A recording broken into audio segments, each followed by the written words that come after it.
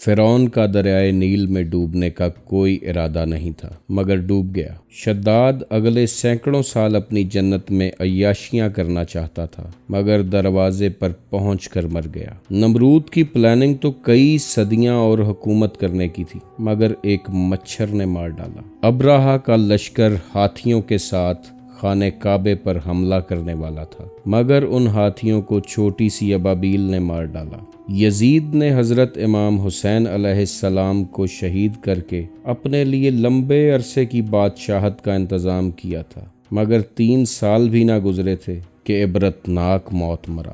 Hitler کے ارادے اور بھی خطرناک تھے مگر حالات ایسے بنے کہ خودکشی پر مجبور ہو گیا۔ یقین رکھو کہ ہر ظالم کو ایک مدت تک ہی وقت ملتا ہے، پھر جب اللہ کی پکڑ آتی ہے تو دھن، دولت، طاقت، قوت اور کوئی وسیلہ کام نہیں آتا۔